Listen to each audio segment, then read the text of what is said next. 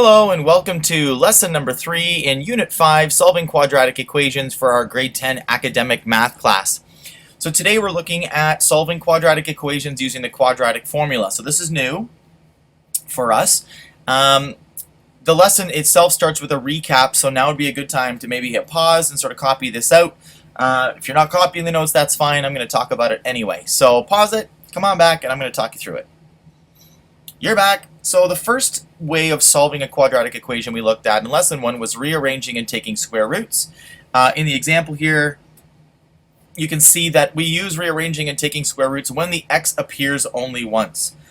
We're going to isolate x by performing opposite operations in the order of bedmass backwards. So we undo adding and subtracting before multiplying and dividing, before exponents, and before brackets. So in this example, there's 3 things happening to x. It's being multiplied by 2, being squared, and having 10 taken away from it. We're going to undo first the subtract 10 by adding 10 to both sides, then we divide by 2, and then we take the square root of both sides. That results in a plus minus square root 5. So for us, again, we don't need to calculate what that is. We can just leave it. The second method we looked at in the last lesson was solving by factoring. Factoring works nicely when we have more x's than just one, and obviously when our quadratic equation is factorable.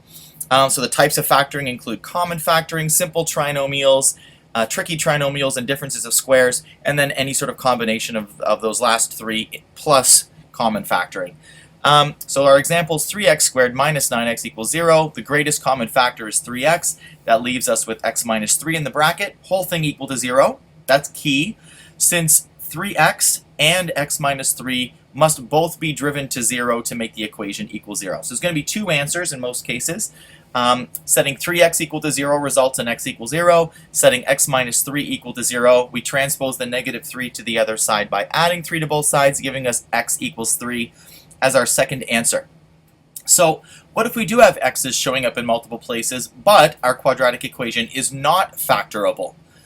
That leads us to today's lesson, which is using the quadratic formula. Now the quadratic formula is listed right here. It is x equals negative b plus minus the square root of b squared minus 4ac whole thing over 2a. This is a formula you're going to see a lot in grade 10, grade 11, grade 12. If you go further in math, you're never going to sort of get away from this thing.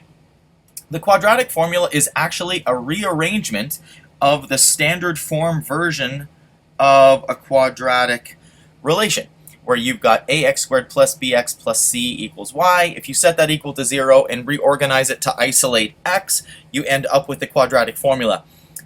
In our textbook, they go through the method for actually doing that. It's a little bit lengthy. It's not necessary at all, but if you're curious as to how the quadratic formula was developed, seeing how it goes from a quadratic equation in standard form to the quadratic formula, maybe that's interesting to you. Who knows? In any case, it's out there if you want to look it up.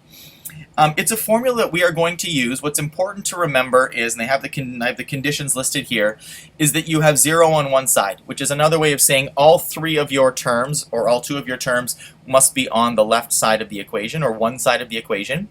Having all the terms over there set equal to 0 are the conditions we need to use this. Now, let's look at our first example. So our first example here is 3x squared plus x minus 2 equals 0. So all of our terms are on one side and it's set equal to 0, which is awesome. Now, ax squared, I'm going to write this out here, ax squared plus bx plus c being equal to 0. So the a, b, and c values correspond respectively to, let me just erase this, they correspond to the coefficient in front of the squared term. The b value corresponds to the coefficient in front of the x or linear term, and the c value is the constant term. Now the thing students say all the time, or make mistakes in all the time, is thinking that the order of these terms is important. The order is not important. I could rewrite this as x plus 3x squared minus 2 equals 0, and my a, b, and c values would still be the same. The constant is still the constant, the b value is still the coefficient in front of the linear or x term, and the a value is still the coefficient in front of the squared term. So the order of the terms, not important. The a, b, and c values correspond to the coefficients in front of the squared, linear, and constant terms. So in this equation, we have a equals 3, b equals 1, and c equals -2. And now we're going to substitute those three values into the quadratic formula. So I'm going to do a little rewrite here. Make sure you always get that x equals there. So x is going to equal -b plus or minus the square root of b squared minus 4ac all over 2a. And now we're going to substitute. So our b value is 1. So that means this is going to be -1 plus or minus the square root. This is going to be 1 squared minus 4 times a, which is 3, times c, which is -2, all over 2 times a, which is 3. That's a substitution step. Now you don't have to do lots of sort of intermediate steps here. Typically, from this first substitution step, go for a single value under my radical sign. So that's going to be 1 minus 4 times 3 times -2, and that's going to equal 25. I like doing that in one step, just saves us some time. I don't need to see the intermediate steps. Let the calculator do the work. All over 6. So now I'm going to evaluate the square root if I can. In this case, 25 is sort of a nice square rootable number. So that's going to give us -1 plus or minus 5 all over 6. And as before, we now end up with sort of two distinct options here for our answers. We end up with, and again, spacing's a problem. So in our first scenario, you can imagine that x will be equal to -1 plus 5 divided by 6.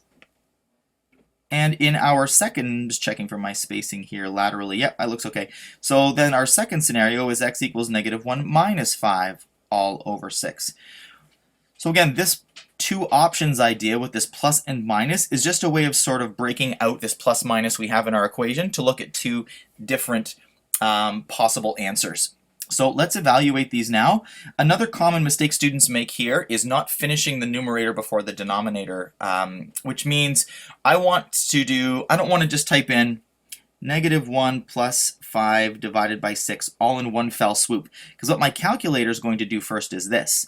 But what I want it to do first is do the numerator, -1 plus 5, and then divide by 6. So there's a couple of ways to do that. One is to, as I just shown you here, you can put brackets around it, and that's going to be 4 divided by 6, which we'll just leave as 2/3, sort of a reduced fraction.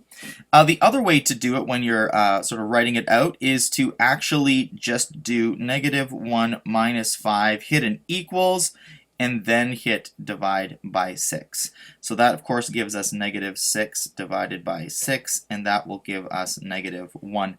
So a couple of different ways to sort of do it in your calculator. You can type in the numerator, hit a hard equals, and then divide by 6. Or you can actually do brackets. You could do bracket, as I did in the first one, bracket -1 plus 5, close bracket, divided by 6. It forces the calculator to finish the numerator before dividing by the denominator. So those are our two answers. Those would correspond to x-intercepts in a quadratic relation. So this makes sense. This works for us. Let's go look at example number 2. Practice sort of makes you just better at this, so we're going to just keep practicing it here. So here we have w squared minus 6w plus 13 equals 0. So we have our a, b, and c values. So our a value is the coefficient in front of the squared term, which is 1. Our b value is going to be equal to the coefficient in front of the linear or single w term, which is -6. Whoops, that's a highlighter. -6. And our c value is the constant, which is going to be 13.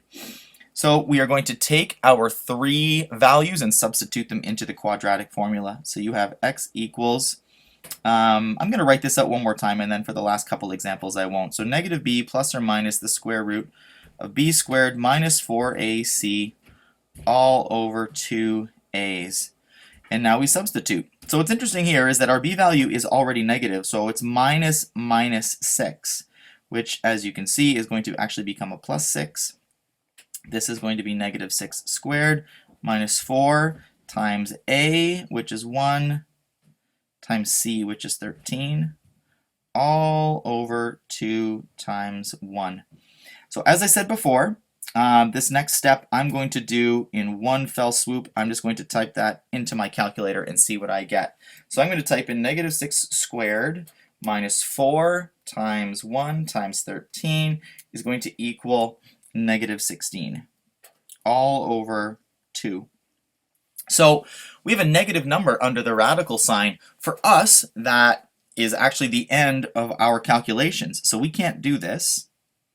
There are no two numbers which, when multiplied together, that will result in a negative. Can't calculate.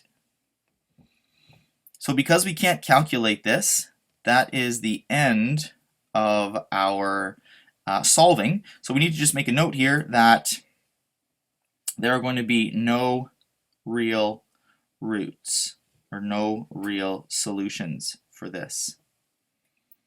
And remember, this makes sense for us because what we might have in our parabola here, so this is a parabola that opens up. It might look something like this.